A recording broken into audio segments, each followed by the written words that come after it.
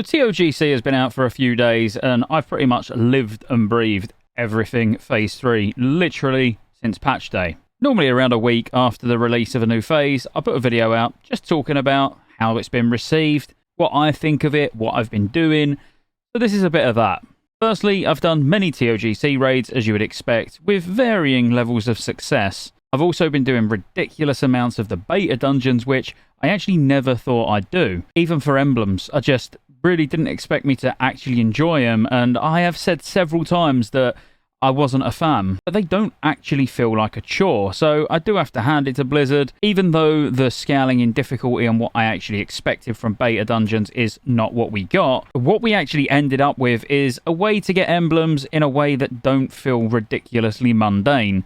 Don't get me wrong, there's still the odd dungeon that I just absolutely despise, and if it's the daily, I just don't do it. And I've got to be honest, one of those is Culling of Stratholme, which I never thought I'd say, and the other one is definitely both Nexus and Oculus, actually. I don't like either of those. Not because they're particularly difficult, but they're just very, very irritating. A really popular question, and something everyone really wants to know, is how long are we going to be doing TOGC for? Because doing both 10 and 25 on multiple characters, it probably will get a lot older than Ulduar did, for example, or even Nax, which I never thought I'd say, a lot quicker. I'm going to be breaking my thoughts down about this in a video in the next couple of days. I was going to include it in this video, but it just didn't sit very well. But to give you a highlight sort of out of the future video that I'm going to be putting out, there was around 16 resets of TOGC back in original WRAF, with the raid launching on the 4th of August, and then finally ICC being released after it on the 8th of December. The thing is, it took around 20 minutes for the raid to be cleared, with 50 attempts remaining in Classic,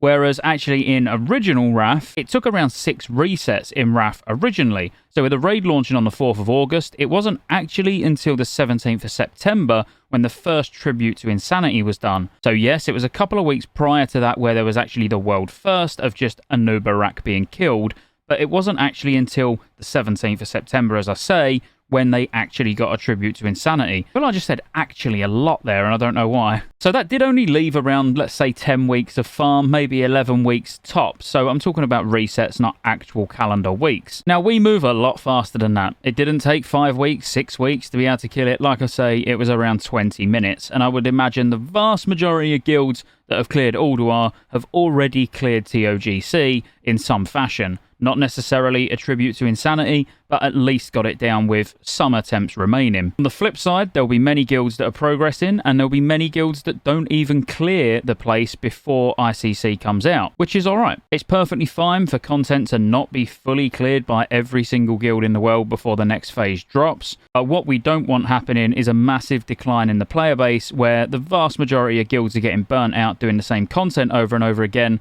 when there is only 5 bosses to do, and arguably only 1 or 2 of them are even interesting fights. I don't want you to think I'm being negative about this whatsoever, because you can see the joy on my face on stream when I'm actually doing TOGC, or the sheer panic on my face if we're at Anub'arak with 50 attempts remaining, like strangely what happened in our alt run tonight. If you don't already follow my streams on kick.com/Scottejaye, absolutely come over and give me a follow. Still trying to grow there. Obviously, it's new, but all my VODs are there. So every raid I've done, well, pretty much everything I've done for like the last 7 days, because I've been streaming like 9 to 10 hours a day. So if you want to see any of my top clears on 10 or 25 man, then definitely go and check out my kick stream. But in terms of my own enjoyment, I don't actually think it's that bad of a raid. There's a few fights that I enjoy, there's a couple of fights that I absolutely detest. And the ones that I detest are probably the ones that you may even detest, such as faction champs. But if you're interested, no, I haven't done Tribute to Insanity Week 1, which I'm quite upset about.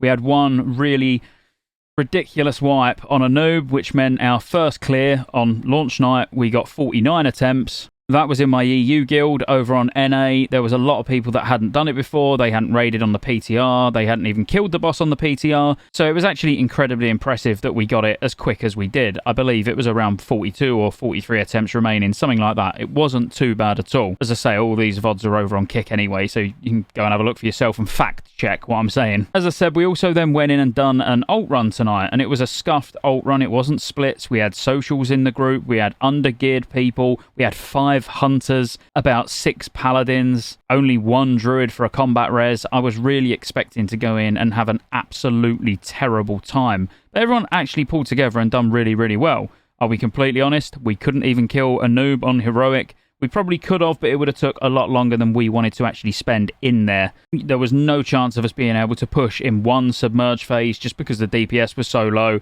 The healers are on ults, you know, so they haven't healed it before, especially in the last phase where that's important. So it wasn't great, but I was absolutely amazed that we got to a noob with a group like this with 50 attempts remaining still. Obviously, these people had done it on their main, so they had a good grasp of all the mechanics, which absolutely helps. But the lack of combat reses, it really did scare me. So yeah, just getting back to what I've done so far, I've cleared it on a Shadow Priest, I've cleared it as a Holy Paladin, and I've cleared it as a Hunter minus a noob on Heroic. And then I've pretty much done 10-mans on absolutely everything. So my NA Prop Paladin, my NA Shadow Priest, my EU Paladin, my EU Hunter, and overall, it's okay, but it won't last. If I was to be completely honest, I feel like 12 weeks absolute maximum. And I even feel like that's too long before we should be seeing ICC drop. Realistically, if we had a short 8 to 10 week phase, that would be perfect, but it will make the PvP arena season extremely short, but we have seen shorter than that in the past, so that's no excuse, Blizz. My real worry is that after week 6, week 7, around that sort of time, a lot of people are getting bored of the content.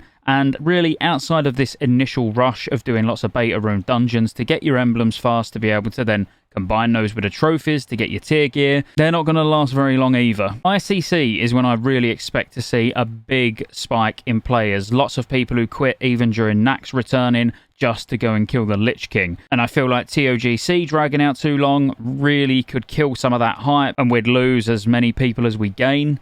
You'll have people just burning out and just quitting and not even bothering coming back for ICC. Then to balance that out, people will come back for ICC, but you might end up just as like a net neutral. If I was to break my experience down on a boss by boss basis though, if you're going to be progressing or you're a bit worried about going in and doing heroic, Northrend Beasts absolutely is doable by the vast majority of people. The first phase should be no issue whatsoever. The second phase is the only tricky part of the fight, where you have to manage those worms well, and you have to have your range checker and make sure you're not going to spread the fire to loads of people and you all instantly die. My advice would be just don't rush it. If you're struggling and you haven't managed to get past the second phase of the first fight, so killing the worms, you need to just not worry too much about when they submerge. So after you're going to attack Acid Maw first, let's say, when they submerge and then they come back up, now, Dreadscale is absolutely deadly because that's the one that's going to put the fire on everyone. So just waste time during that by making sure your melee spread out every 15 seconds before the spray comes in,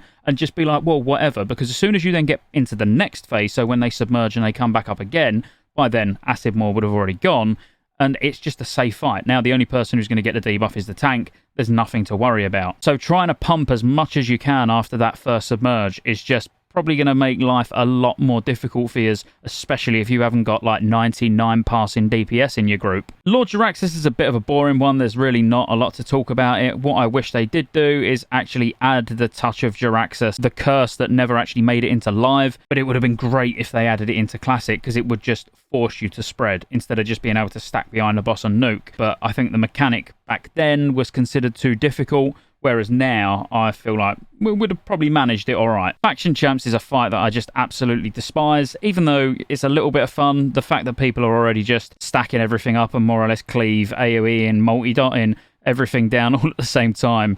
I knew it was going to get stupid, but I didn't anticipate it was going to be quite this fast. Us, however, we do just do the fight pretty standard in the same way I would have done it back in the day, just by assigning people to control specific targets, having a kill target, making sure the healers are interrupted, and everyone just doing their best to stay alive. Twin Valkyrs, this is one where I actually do see people struggling more than probably any of the other bosses up until this point, because twins can be a bit tricky if people are slow at moving, or you're not looking at orbs, or your soakers are not doing their job properly. But we had some amazing RNG, and this is what you're just praying for every week, where you have a few soakers that are light, everybody else is dark, or everybody's light, and then the soakers are dark, whichever way round you want to actually do it, and you only have to switch once. Like, that is so good. You know, when you get the dark one, where you've got to interrupt the heal, so everybody can stay light, and then you get light AoE after it, where everyone can stay light. Now you've got all that time between the second and the third special ability to really get everyone stable, all changeover essences, change your Soaker's colours. Like, it's just makes it so easy when you get like that perfect RNG, and we needed that in our alt run because of how scuffed the group was, you know. So hopefully you got some of that sort of luck in your runs this week as well. And then for a noob, it was a shame that we had that one silly wipe, and all that caused it was the fact that there was an ice pulled down when it shouldn't have been pulled down. The ads got slowed to like ridiculous amounts and didn't get to us in time, and I believe one burrowed, one shadow striked. It was just an absolute nightmare for a run that was absolutely perfect up until this point.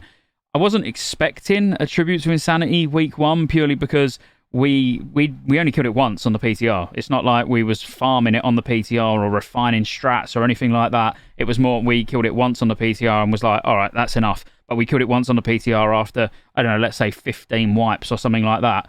So, you know, yes, we cheated, if you like. You know, we had the majority of the raid knowing what they was doing already, but I'm still happy. Either way, 49, that's great. And any of you that got 49, any of you that got 45 plus, you should be happy, because as long as you get those 4 tier tokens, that's all that matters. And our alt run struggled immensely to the point where we just couldn't kill it. And I was looking at the time and thinking, there's no real point banging our heads against the wall here for, you know, just alt characters that don't matter quite as much as our mains, obviously. So we just switched it to normal and killed it. And on normal, it is ridiculous. And I'll tell you one thing to be careful of. I've not seen it happen on Heroic, but if you watch this clip from the stream, the fire Ellies were running round and just smashing all of the orbs. Now, I've not seen it happen on Heroic, as I say, but I'm not sure if during that transition phase we've ever actually had fire Ellies up. It might be something to be careful of in your runs, just in case that does happen. But on normal, literally the fire Ellies were just prioritising the orbs, you know what I mean, getting frost patches down. So the whole room was just covered in ice. But it doesn't matter, ads stopped spawning in the last phase on normal, nothing really does any damage. It was just an absolute joke. But Heroic was a bit too difficult for us, and normal was obviously far too easy for us. We should have probably just stuck it out, and we would have got it down on Heroic eventually, but as I say, we didn't have the DPS to push in 1 submerge, we had to do 2. That means we need near perfect play when it comes to handling those 2 submerge phases, so we can only use 2 frost patches each time. Just adds a lot of stress if you haven't quite got that DPS. But that's been my experience of phase 3 so far, and really just my thoughts on TOGC as a whole and how long it should last, which I'd love you to tell me in the comments how long you think it should last, because I honestly, if it was 8 weeks, I'd be happy. If we saw ICC go up on the PTR in about 4 or 5 weeks, I'd be really, really excited, because ICC is going to be amazing. And there'll be loads of videos coming about ICC soon. So you might as well hit subscribe. Come check me out over on Kick, and I'll see you on the next one.